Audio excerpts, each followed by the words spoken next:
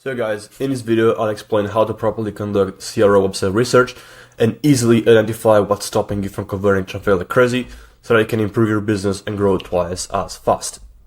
So this will be a pretty simple video and it's going to be on everything you need to know and you need to do to gather data so you can improve your business. So customer feedback is arguably one of the most important things in commerce.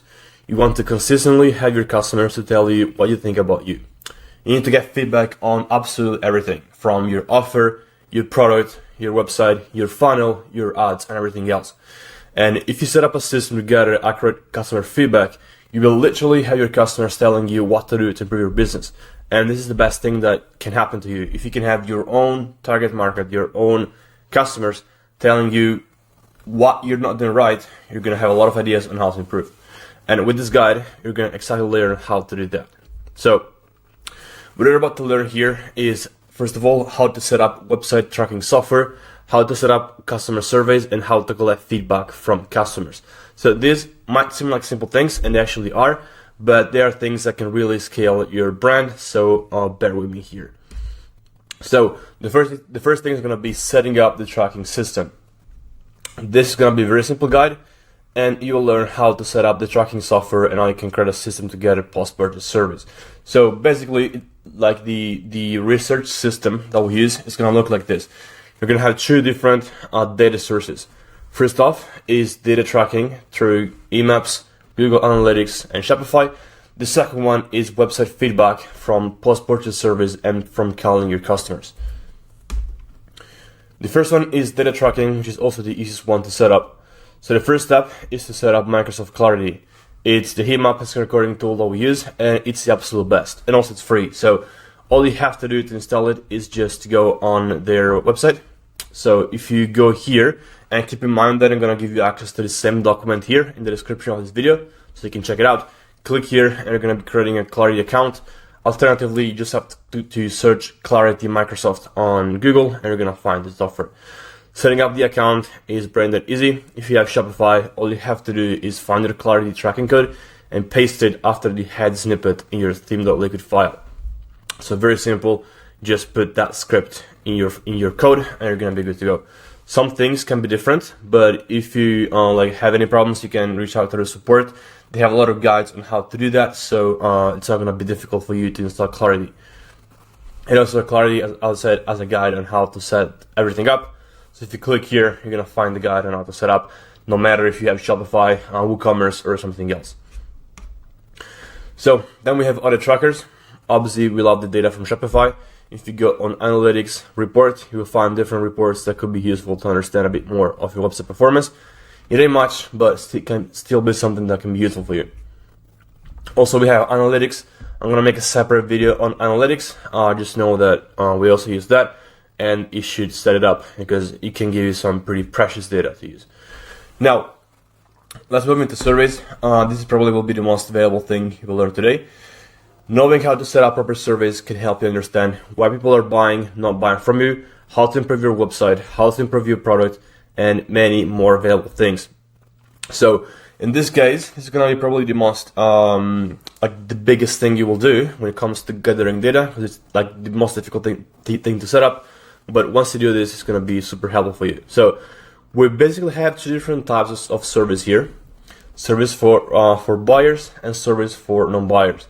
The service for buyers will be post-purchase service, email service, and on-the-phone service. So you're going to call them. And then the same thing happens for the non-buyers. We're going to have email service. Obviously, we're not going to have the post-purchase because they don't buy. And we're going to have the over-the-phone service.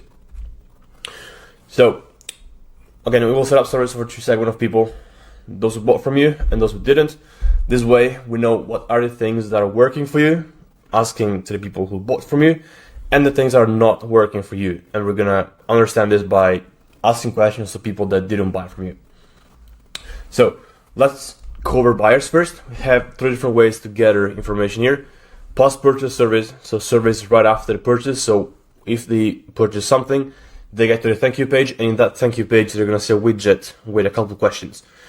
Then we're going to have the second one, which is going to be post-purchase email service days, or even better, weeks after the purchase, gather it through email flows.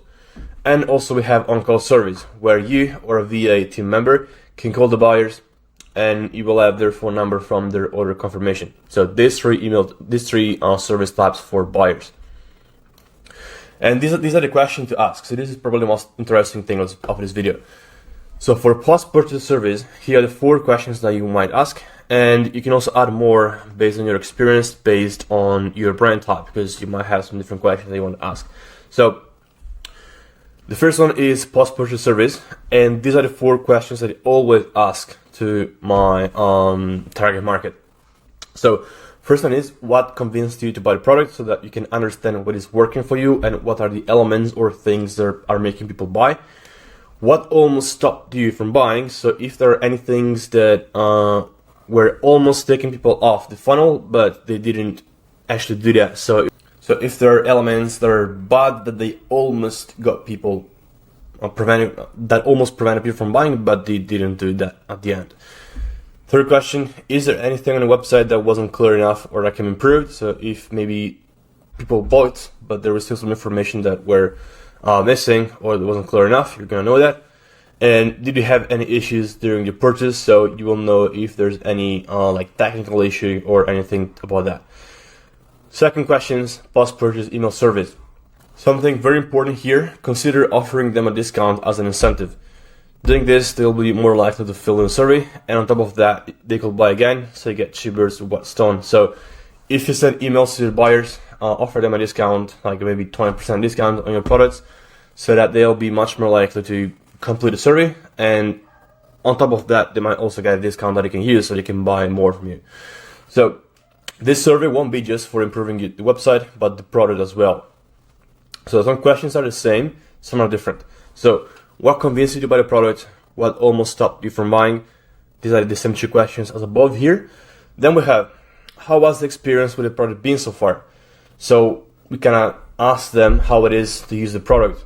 How would you improve the product? So another feedback on like how you can potentially make the product better. How satisfied are you with the product on a scale of 1 to 10, so they can know like their satisfaction rate, and also you can get some reviews that you can use for your landing pages. And will you purchase again from us and why? So you're gonna know if they're gonna be coming back, and if they're gonna be coming up, you're gonna know why. Then we have call surveys, same questions as above. If you call your customers within 15 days of the purchase, ask them questions from point 1, so the post-purchase service. If you call your customers after 15 days of the purchase, ask them questions from point number 2, so the post-purchase email service.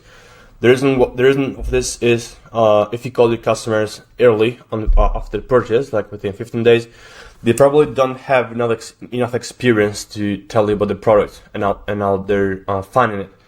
But if you call the customers 15, 30 days after they booked, they probably have some experience and they can give you valuable data on the product. So keep this in mind when you're calling your customers. Now let's move on to the non-buyers. How we get our data? We're gonna have email surveys, which are email sequences after they abandon the cart at checkout, and we're gonna have the on-call surveys where you or a VA or team member can call the buyers. You will add their phone number from the checkout data. You're not gonna have all the phone numbers, but you're gonna have some phone numbers from people who went to the checkout, didn't complete it, but still left their phone number. Question to ask here: we're gonna have the post-purchase email surveys. I mean, there's a typo here, not post-purchase, but you're still going to have email surveys. And again here, you want to offer them a discount as an incentive for the same reasons as the things above here. So you want to offer them an incentive so they can complete the survey. So for people that didn't buy, here is what you can ask them. What stopped you from purchasing today from your brand? So you're going to know like the first reason why people are not buying. Is there anything that would have helped you complete the purchase? So if there was an element, maybe a better price or maybe more reviews or something like that, that could help people complete the purchase. What relevant information was missing from the website? So maybe you are selling clothes and your website is missing a size guide, for example. Here people will tell you what is missing and what you should add so that people complete the purchase. And also, did you buy it from someone else? If they bought the product from a competitor, you will know that. And so you know what's the choice people do if they don't buy from you. And obviously, from the call surveys, you get the same questions above. So you can ask these same questions on the phone. For the surveys, we usually use Zigpoll, which is a survey platform that is for Shopify, and you can check it out by clicking on here. So this is Zigpoll. This here is a sort of widget that appears post-purchase, and they also offer post-purchase email sequences so that you have everything in one place. So you have a place to set up the widget surveys, and you have a place to set up the post-purchase email surveys. So this is what we use. It is pretty cheap. They have a free plan which gathers up to 100 responses, and then this is the plans that you have. I think this is absolutely worth it because you're gonna get a lot of data that is gonna be useful for you to scale your brand. So definitely install this and use it because the data you get is more precious than the price they're asking for. So this was a simple video on how you can set up surveys and data tracking so you can know exactly what to do to improve. You can set it up, these exact surveys, these exact data tracking systems, and I guarantee that you will know a lot of data that will tell you how to improve your brand. So this is it for this video. Let me know, guys, if it was useful. If you have any questions, you can drop your comment or question down below. And thank you for watching. See you guys in the next one.